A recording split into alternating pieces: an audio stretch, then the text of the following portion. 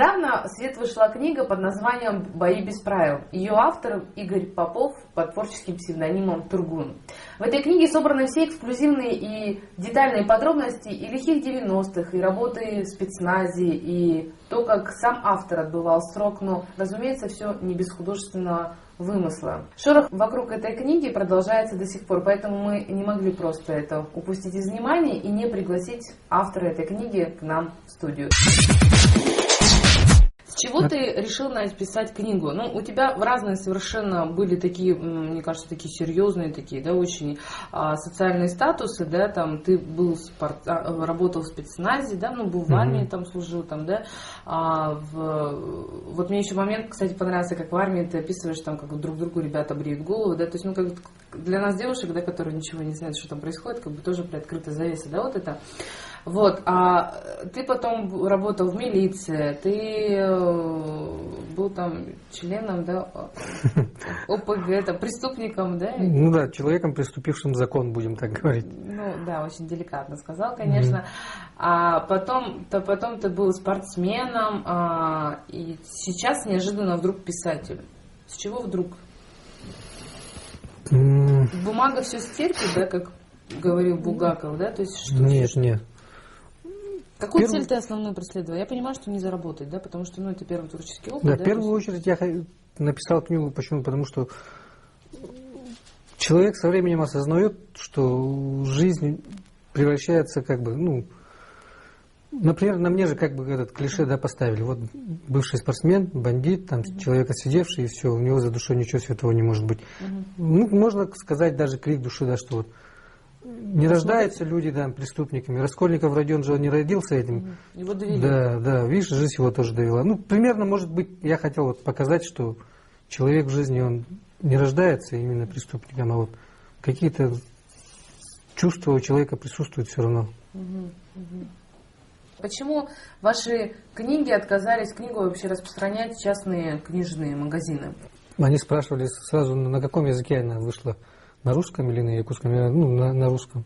И они все говорят, потому что по статистике, оказывается, читаемое население у нас в основном на якутском языке. Кто может прийти за 200 рублей в книжный магазин купить книгу? Да, в основном потому что я незнакомый же, ну, неизвестный автор, там не Пелевин или не Лукьяненко, да? Не Геласимов, да. Поэтому вот, а местный был бы, да, автор, тогда бы на якутском языке они бы сказали, что взяли бы на реализацию. А почему, кстати, книга написана на русском языке, а не на якутском? Если бы ты знал эту информацию раньше, ты бы написал если на якутском? даже эту информацию я бы знал, да, я все равно написал бы на русском, потому что книга именно посвящена вот для широкого круга читателей, а не только для якутов там. Да, тем более там затронута такая тема же, отношения между городом и селом, показывается же, да? Там и ребята из деревни приехали завоевывать город. Да. Поэтому там, говорю, что и городские ребята должны знать. Они же их обзывают мамбеты, дерибасы, пренебрежительно к ним относятся. Да? Я сам вот был дерибасом, мамбетом, поэтому я вот думаю, вот пока хотел показать, что ну, парень якут, который на якутском не умеет, он должен был прочитать и узнать вот про того человека, кого он называет мамбетом. Тебя когда-нибудь называли дерибасом? Дерибасом меня в первые дни в школе вообще так, дерибас в лицо говорили городские ребята, мои же одноклассники. Ну, потом, конечно, они перестали. Ну, потому что ты стал полноценным городским жителем. Не. Первые дни вот так они назвали, потом уже я им сказал, ну, объяснил доходчиво, что не надо вот человека дерибасом называть. Прямо так уже сказал, не надо человека дерибасом называть. И они говорят, хорошо, конечно, Игорь, извини. Да, так и было. Подзвал, кто меня так называл, да, например, в туалет. Подойдите сюда. В туалет? Ты сказал, сюда, иди-ка. Например, Сеня, не называй меня больше так. Я же такой же парень, как ты. И все они почему-то понимали. И тут такой. Не надо, самое главное, в глаза смотреть им. Когда человек смотришь в глаза и говоришь, Сеня, пожалуйста, не называй меня так. И все, человек понимает. А потом еще добавляешь удара Хукслеева там, допустим? Да нет, ты что? До этого, конечно, не доходило. Глаза хватает. Но когда я читала книгу, я была просто поражена. Насколько ты чувствительно ее тут прописывал. Они слились в страстном поцелуе, там, да, там что-то. Что смеешься? Ну, вот это очень, как-то, знаешь, ты действительно вот открылся с новой стороны. Во-первых, то, что ты прекрасно и чудесно написал, что читалось совсем на одном дыхании, да, и у меня к тебе претензия. Почему так очень мало написано, всего лишь 300 страниц подробностей, да? Вот. А второе, это то, что, ну, как бы я вот не ожидала, что это вот столько чувства может бурлить вот в этом хладнокровном обличии. Ты влюбчивый человек? Нет, наверное. Раньше был в молодости, конечно, был влюбчив. Ну, по молодости мы все так. Да, сейчас уже нет, мне кажется, уже нет. Ну, то есть ты знаешь, что такое любовь, ты испытывал? Да. А сейчас? Сейчас я испытываю любовь, конечно, тоже к одному человеку на этом белом свете, это к моему сыну.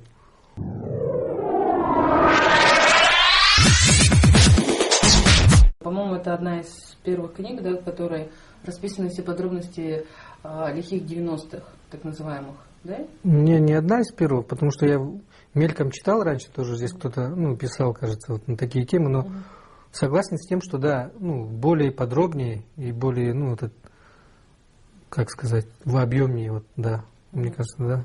Как ты решился на это?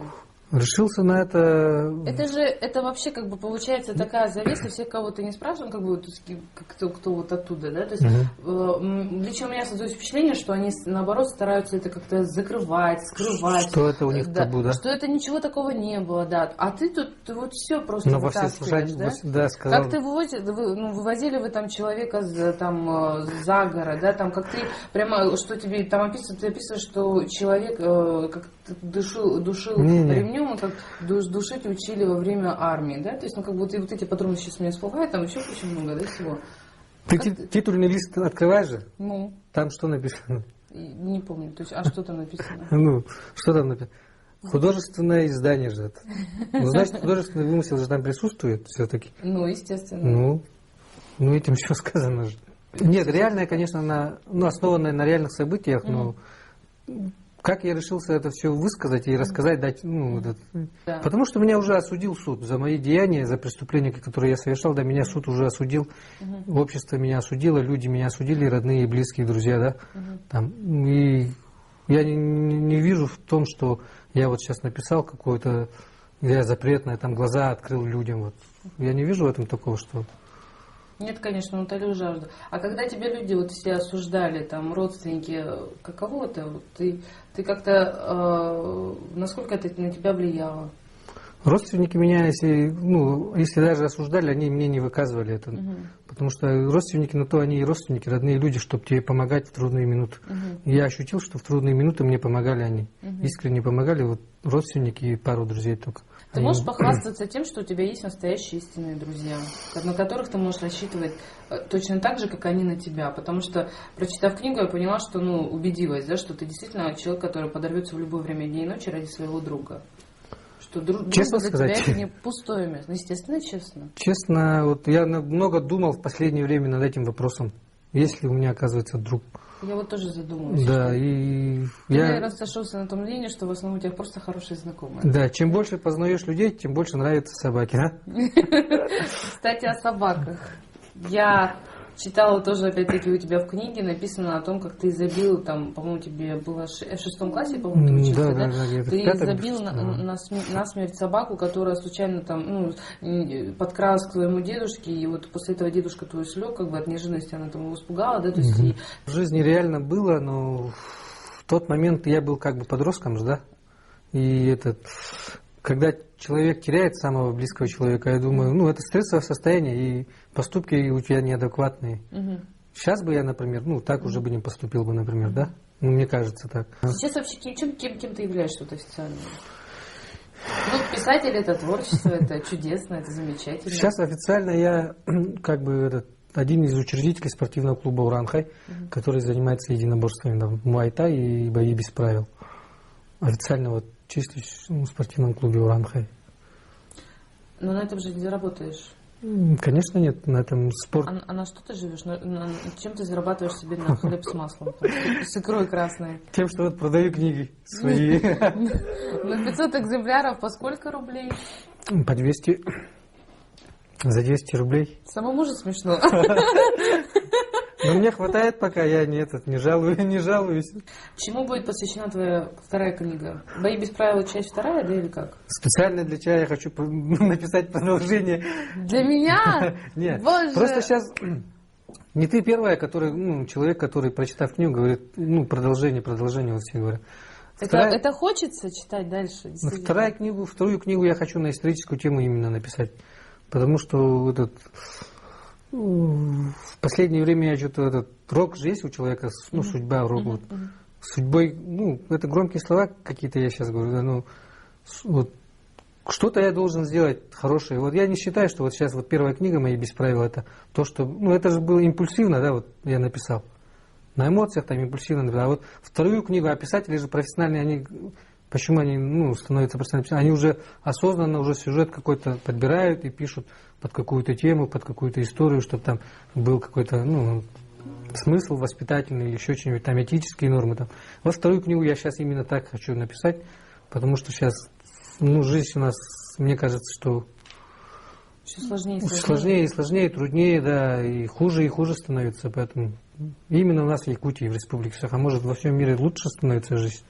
В твоей жизни было столько много разных ситуаций, да, и хороших, и плохих, там, да, и глубоко плохих, да. Это как-то повлияло на твой характер? Можно ли сказать, что ты где-то обижен на жизнь, на свою судьбу? Или наоборот ты доволен, или же наоборот ты сам себя во всем винишь, что я и виновник, и вершитель того, что происходило в моей жизни?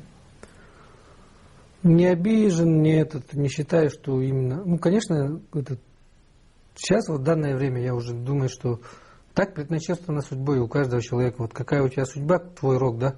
Ты должен этот крест, как Иисус Христос нес на Голгофу, да, свой крест. Вот так и должен был нести свой крест. И именно вот эти перипетии, которые я в жизненные попадал, вот эти трудности, это не из-за... В детстве, например, я был таким мальчиком, да, хилый, слабый, и преодолевал вот эти трудности, и потом я стал таким, да, крутым, там, или еще кем-то, там, писателем. Нет, это я считаю, что в детстве человеку, когда 5-6 лет, там уже у него стержень уже заложен. Потом только это мясо нарастает, как скелет. А то, что именно я проходил эти трудности, я думаю, на мой характер, на установление как человека, как на личности, это не отразилось. Потому что с детства у меня это все было, мне кажется, так. С детства у меня все заложено было. Ты знаешь, что некоторые женщины, которые читали твою книгу, они сказали, что своего бы сына я бы ему отдал на воспитание. Что он лидер, сказали, и определенно Тургун лидер, и ему бы я своего сына доверила. Если бы к тебе пришли, допустим, женщины с своими сыновьями, да, и сказали, возьмите, Игорь, ручку их и занимайтесь с ними, пожалуйста, ты бы занялся бы ими? Если у меня были бы возможности, конечно. Своеобразную, выступил бы ты своеобразным тренером ребенка, то есть духовным наставником и спортивным, там, и просто чуть ли не отца заменяя. Воспитателем, жизненным наставником, да. Я понимаю. Я бесплатно тренирую детей, я с с подростков, со своих ребят ни с кого деньги не беру же. У нас тренируются все бесплатно. Сейчас молодежь, воспитание молодежи, говорю же, очень, не знаю, в советское времена было другое, да. У меня, например, я воспитывался на дедушкино Халанхо, не скрывая, говорю, потому что многие думают, что я ради пиара или все знают, что якутский эпос Халанхо это всемирным достоянием стал, может, примазывается он какой-то преступник. Сейчас, многие могут якуты сейчас сказать, да, сидит какой-то преступник, бандит, что его вообще пригласили и пиарится, за счет Аланхо там туда-сюда. Честно говорю, я вырос в якутском балагане, старинном. Я тебе верю. Да. Земляного пола, конечно, не было уже эти. Мне многие не верят. Я им рассказываю, да, что я вырос в балагане, мне дед Аланхо пел возле печки, садил на колени. Многие не верят. Да ты в каком веке жил-то там? В прошлом или каком веке? А так было Не в деревне, да, мы на участке жили, например. Маленький участок, там, где 2 фермы. Там мы жили. И дед по вечерам нам ни телевизора, ни радио не было. Я сам шебутной ребенок был, гиперактивный. Я баловаться любил же. Он меня возьмет к себе и сидит перед печкой. И Аланхо он поет. А я маленький не вникал сперва. И брыкался, плакал, там, вырывался от него. Он крепко держит меня. Взрослый же человек. И потом я со временем уже начал вслушиваться в слова. И потом, начал слушать, и мне стало интересно. Я потом сам начал подходить к деду и просить. Вот на этих основах я воспитывался потом. Поэтому я взял, конечно, если у меня возможности были бы, сделать, кого-то поставить на путь истины, что частичку своей этой светлой стороны кому-то я бы дал, я бы взялся, конечно. Тебя не пугает эта ответственность за чужую судьбу маленьких детей? Нет, наверное, не пугает. Раз я написал эту книгу, значит, уже не пугает меня. Игорь, спасибо тебе огромное, что ты пришел к нам. И я тебе даже скажу, почему книга пользуется таким успехом, и почему тебе никто ни одного слова не сказал. Не потому, что они тебя боялись обидеть или как-то там задушить там твою творческую жилку, да, только что проявившую себя. У тебя книга очень искренняя. Там очень действительно много деталей. И то, что ты не побоялся вот раскрыться, это и есть показатель того, мне кажется, что ты свободный человек. Ясно, спасибо. Все. Какой клевый, это так живо получилось.